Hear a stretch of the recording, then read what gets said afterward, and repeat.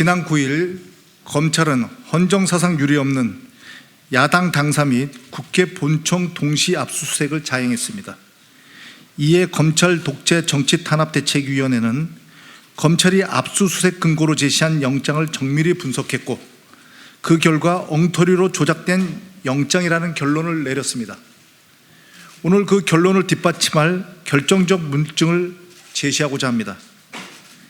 영장에 따르면 검찰은 정진상 실장이 2019년 8, 9월 무렵에 유동규에게 5천만 원을 요구했고 이에 유동규가 자기 돈 1천만 원과 지인에게 빌린 돈 2천만 원, 총 3천만 원을 정 실장에게 줬다고 주장합니다. 유동규가 성남시 분당구 A 아파트에 있는 정진상의 주거지 앞에 이르러 엘리베이터에 설치되어 있는 CCTV에 녹화되지 않기 위해서 계단을 이용하여 5층에 있는 정진상의 주거지까지 이동하였다 라면서 상당히 구체적으로 보이는 근거를 제시하고 있습니다. 이는 검찰이 정진상 실장에게 뇌물 혐의를 씌우려 했던 핵심 근거였습니다. 그러나 대책위가 확인한 결과 검찰의 주장은 사실이 아니었습니다. 정 실장이 2019년 살았던 아파트 사진이 보입니다. 보이실 겁니다. 유동규가 올라갔다는 계단 바로 앞이자 아파트 동 출입구부터 CCTV가 설치되어 있습니다. 또한 동 출입구 바로 옆에 경비실이 있어서 드나드는 사람을 다 목격할 수 있고요.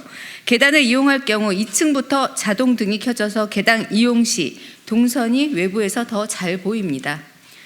무엇보다 아파트로 들어오는 차량 출입구에도 CCTV가 4대나 설치되어 있습니다.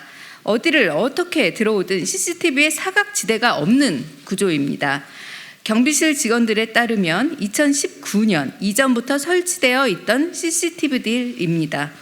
유동규가 엘리베이터에 설치되어 있는 이 CCTV에 녹화되지 않기 위해서 계단을 이용하여 정진상 실장의 주거지로 갔다는 검찰 주장에 정확히 배치되는 내용입니다.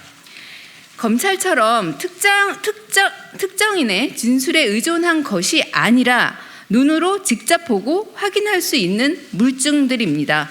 가히 인간 사냥이라 부를만 합니다. 치밀하고 구체적이라 진실처럼 보이지만 사실은 검찰 수사가 허술하기 짝이 없는 일방적 진술에 기초하고 있다는 반증입니다. 검찰이 표적을 정해놓고 3인 성으로 없는 죄를 만들어내고 있다는 뜻입니다. 검찰에 묻습니다. 뭐가 그리 급했습니까? 뭐가 그리 급했기에 아파트를 단 한 번이라도 가봤다면 감히 적지 못했을 허위 주장을 영장에 기술한 것입니까? 위기에 몰린 윤석열 정권을 구하기 위해 검찰이 앞장서 국면 전환 정치 쇼를 벌인 것 아닙니까? 물증은 제시하지 못한 채 유동규, 남욱 등 범죄 혐의로 기소된 자의 일방적 진술에만 의존하는 엉터리 수사, 더는 믿을 수 없습니다.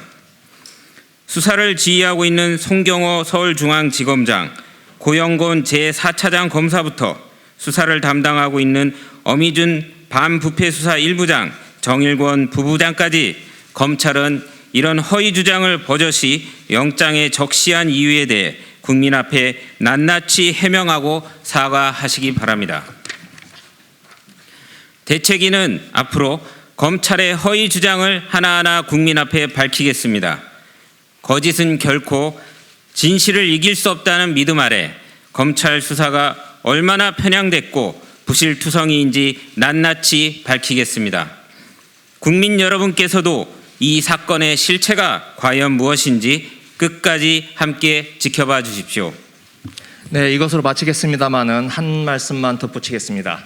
검찰이 이렇게 굳이 넣지 않아도 될 이야기를 넣은 이유는 이 무렵에, 그러니까 2019년 8월 9월 무렵에 유동규가 정진상에게 갖다 줬다면 물증이 있지 않겠느냐, CCTV에 찍히지 않았겠느냐라는 의문에 대해서 아예 그런 의문을 아예 제기하지 못하도록 CCTV가 없는 곳으로 갔다라고 기재를 한 것 같습니다. 하지만 그 말이 스스로의 발목을 잡는 문장이 되고 있습니다.